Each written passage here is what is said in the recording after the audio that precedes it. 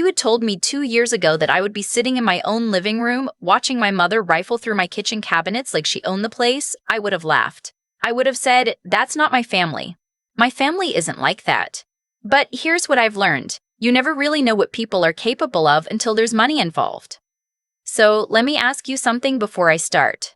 If the people who raised you, the people who were supposed to protect you, suddenly decided that everything you'd built for yourself was actually theirs, what would you do? How long would you keep quiet? How many times would you tell yourself it was just a misunderstanding before you finally accepted the truth? I held on way too long. And I paid for it. But not in the way they expected. My name is Nora. I'm 31 years old, and I work as a licensed physical therapist at a rehabilitation clinic in Columbus, Ohio. I've been working there for 6 years. I took out my own student loans, paid them off on my own timeline, and 3 years ago, I bought a small house in a quiet neighborhood on the east side of the city. It's nothing extravagant, 3 bedrooms, a small backyard, a kitchen that gets good morning light. But it's mine. Every mortgage payment, every repair bill, every gallon of paint on those walls, all me. I have one sibling. My brother Garrett. He's 35, 4 years older than me, and he has always been my parents' favorite. I don't say that bitterly anymore. I say it the way you describe the weather, matter-of-factly, because it's just true. Growing up, Garrett got the car, I got a bus pass. Garrett got help with his college tuition. I got a handshake and a "you'll figure it out." When Garrett wanted to start a landscaping business at 26, my parents gave him $8,000 to get it off the ground. When I graduated from PT school and asked if they could help me with my licensing exam fees, $350, my mother said they were a little tight that month. I stopped asking after that. Garrett's business did okay for a few years. Not great, but okay. He had a handful of steady clients, enough to keep the lights on. And then about 18 months ago, he decided to expand. He wanted to buy new equipment, hire a crew, take on commercial contracts. My parents, without telling me, without asking me, without even mentioning it in passing, sold their house. Their house.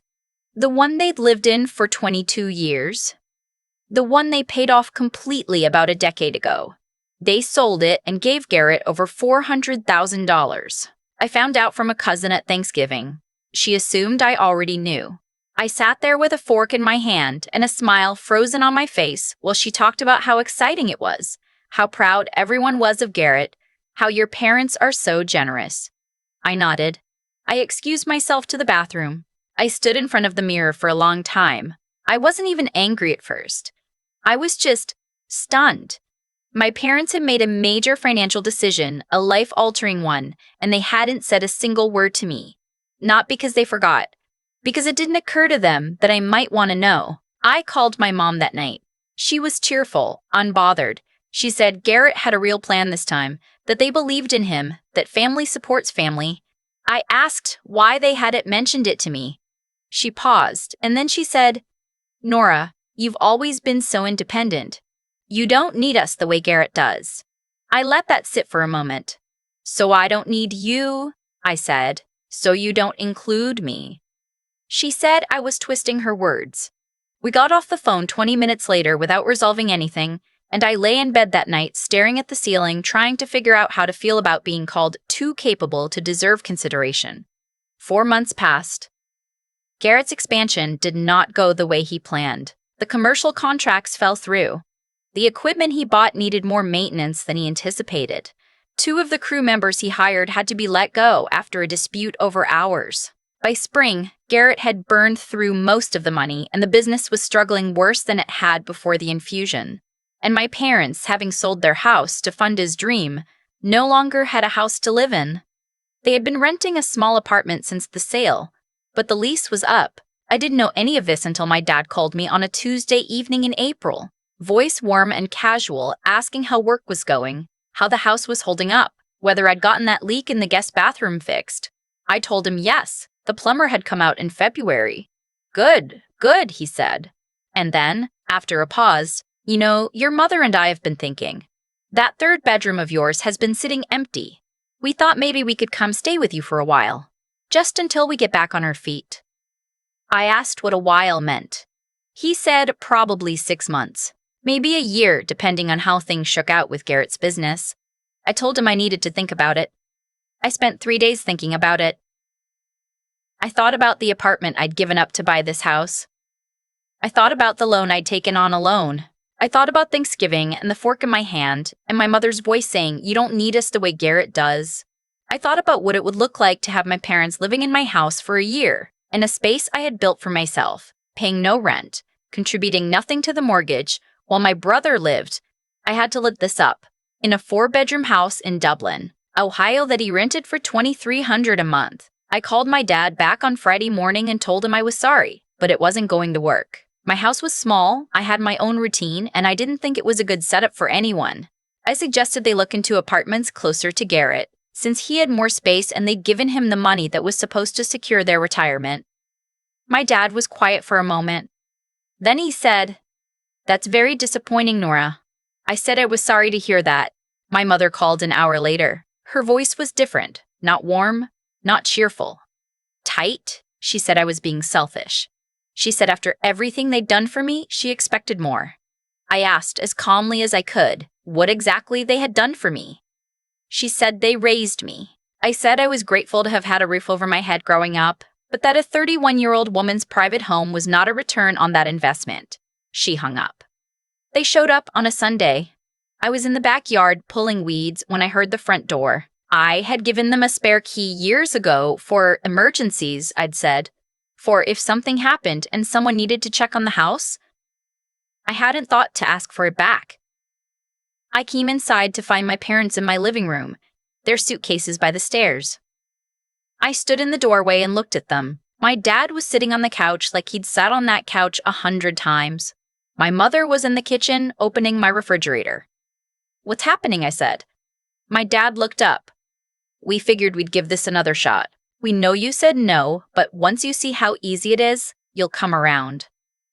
I asked them to leave.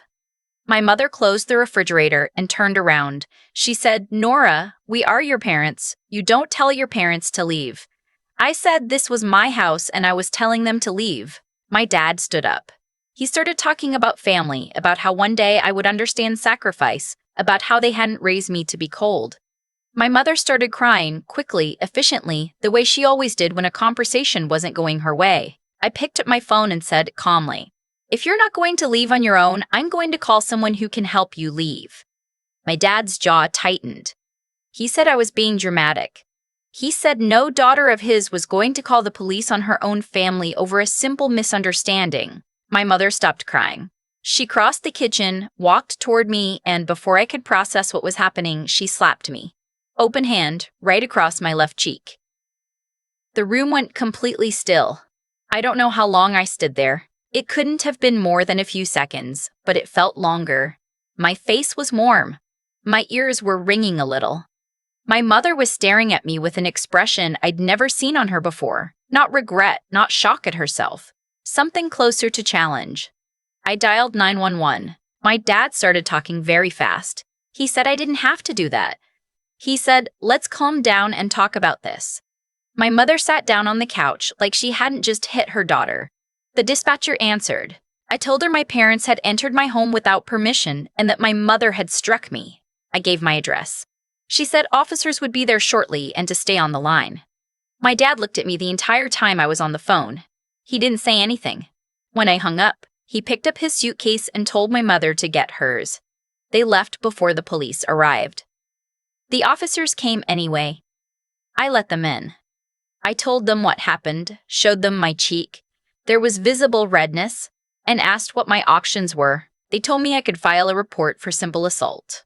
They explained that even family members are subject to the law when it comes to physical contact. They also advised me that since my parents had a key, I should change my locks as soon as possible. I filed the report. That afternoon, I called a locksmith. By evening, the locks were changed, and the spare key was a piece of metal that didn't open anything anymore. I also called my cousin, the one from Thanksgiving. I told her what had happened. I asked her to let the family know that I was not going to be discussing this at any future gatherings, that I had taken the steps I needed to take, and that I wished everyone well but was not open to pressure or mediation. She was quiet for a moment. Then she said, "Good for you, Nora. I mean that. The calls started the next day. Aunts and uncles I hadn't spoken to in years. My mom's best friend from church. Even Garrett, who had never once called to check on me after any of this started, suddenly had a lot to say about how I was tearing the family apart. I let most of them go to voicemail. The ones I did answer, I kept short. I said the same thing every time. I'm not going to discuss this. I hope everyone is doing well. Some of them pushed back. One aunt said I should be ashamed of myself. I told her I wasn't, and I ended the call. What surprised me was how much easier it got with each one. The first call shook me. By the 10th, I felt almost nothing. Not cold, just clear. Garrett came to my house one evening unannounced. He knocked this time. I'll give him that. I opened the door but didn't invite him in. He said Mom and Dad were really struggling, that this was hard on everyone, that he hoped I could find some compassion. I asked him why they couldn't stay with him. He said his rental didn't allow long-term guests. I asked if he'd looked into getting a different rental. He said that wasn't really the point. I said, Garrett, your parents sold their home and gave you $400,000. They have nowhere to live partly because of decisions made to support your business. I'm not the one who should be solving this problem. He stared at me. That money was an investment, he said. In you, I said. Not in me. And this house is mine. Have a good night. I closed the door. About 3 weeks after the police report, I got a call from a number I didn't recognize. The woman on the other end identified herself as an investigator with the Ohio Department of Job and Family Services. She said she was looking into a complaint and needed to verify some information. It turned out my parents had applied for emergency rental assistance through a county program. As part of the application, they had submitted documents claiming they had no assets and no family support available. They had listed my address, my house, as a property they had previously contributed to in an attempt to claim some kind of hardship credit. The investigator needed to confirm whether I had any financial agreement with my parents. I told her I did not. I told her they were not on my mortgage, had never contributed to my mortgage, and had no legal interest in my home. I mentioned, carefully, that there was an active police report from an incident at my address involving them. She thanked me and said the information was helpful. 2 weeks later, my mother called me. Her voice was different again, smaller this time. She said they were having some trouble with a program they'd applied for, that there seemed to be some kind of investigation, that it was a misunderstanding. She asked if I could write a letter confirming they had helped me with the house.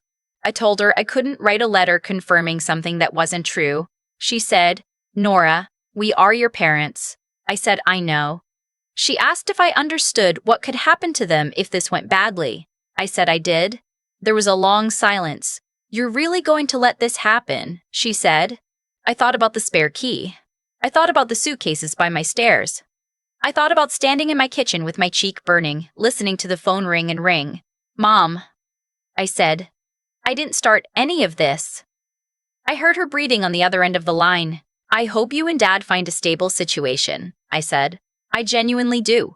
But I'm not going to lie for you, and I'm not going to let you use my name or my house for something that isn't true. Take care of yourselves. I ended the call. My parents did face consequences from the investigation. I'm not going to detail everything. Some of it is still being sorted out, but the application was flagged, the hardship claim was denied, and they were required to repay a small amount they had already received under false pretenses. Garrett eventually downsized his rental and found a 2-bedroom place closer to where my parents are now staying. I hear through my cousin that it's not a comfortable arrangement. I hear there's a lot of tension. I don't feel good about that. I don't feel bad, either. I feel the way you feel when a storm finally passes. A little tired, a little wrung out, but standing. I see my therapist every other week. We've been working through a lot of what I'm now able to name clearly. The years of believing that being low maintenance meant I didn't deserve to take up space in my own family. The way I internalized their narrative that needing things was a weakness. The way I confused love with the absence of conflict. She asked me once what I wished I had done differently. I thought about it for a long time. I wish I had changed the lock sooner, I said. Not just on the house. She smiled at that. My house is quiet now. The morning light still comes through the kitchen window exactly the way I always liked. I made coffee this morning in the same mug I've used for 2 years, and I stood at the counter for a few minutes just listening to the neighborhood wake up. Someone's dog was barking 2 houses down. A car backed out of a driveway. Completely ordinary. Completely mine. I don't know what the next year looks like for my parents. I don't know if Garrett's business survives. I don't know if any of those relationships ever look the way I used to wish they would look. What I know is this. I stopped waiting for them to see me clearly because they were never going to. Some people look at you and see only what they need from you. And once you understand that, really understand it, not just intellectually but in your chest, in the way you move through your own home, something shifts. You stop explaining yourself. You stop auditing your own reactions. You stop shrinking yourself down to make room for people who were never going to make room for you. I chose my life. I chose my home. I chose myself. And I'd do it again. I've thought a lot about the moment my mother's hand hit my face. Not with anger anymore. Mostly with clarity. Because that slap told me everything I hadn't been willing to admit for years. It said, "We have never seen you as someone with limits we are required to respect." It said, "Your no is an inconvenience, not a boundary." It said, "We expected you to fold." I didn't fold. And I think that's the part that still surprises me most. Not what they did, but who I turned out to be when it mattered. Here's what I've come to understand about how all of this unfolded. My parents made a series of choices, and every single one of them had a consequence they didn't anticipate because they'd spent decades operating in a world where the consequences never really landed. Garrett overspent and they covered it. Garrett failed and they sold a paid-off house to try again. And when that didn't work, they looked around for the next soft place to fall, and they found me. Or they thought they did. They had every reason to believe I would absorb it quietly, the way I always had. That's not cruelty exactly. It's just what happens when people are never asked to account for the cost of their choices. What changed this time was me. I had spent so many years being the easy one, the daughter who didn't ask for much, who figured things out, who didn't make a fuss, that I think I started believing my own role in their story. Low maintenance, doesn't need us. And somewhere in that belief, I had quietly agreed to be overlooked. Not because I was weak, but because keeping the peace felt like the mature thing to do. It took my mother standing in my kitchen, her hand raised, for me to finally see that there is nothing mature about letting people mistake your patience for permission. Intelligence without honesty is just clever rationalization. I had been very smart about finding reasons not to rock the boat. I told myself I was being the bigger person, but being the bigger person doesn't mean absorbing an open hand to the face in your own home. It means being honest, with yourself first, then with everyone else, about what is actually happening. Garrett called what our parents gave him an investment, and technically he wasn't wrong, but he left out the part where the return on that investment was supposed to come from me, from my house, from the life I had built without a single dollar of their help. That's not investment. That's extraction dressed up in the language of family. What I know now is that the people who genuinely love you do not need you to make yourself smaller to prove it. They do not show up with suitcases after you've said no. They do not hit you and then sit down on your couch like nothing happened. Real love has room in it for your limits. It doesn't evaporate the moment you hold a line. I filed the police report. I changed the locks. I told the truth to an investigator when she called. None of those things made me a bad daughter. They made me a person who finally decided that her own life was worth protecting. And I'd make every single one of those calls again.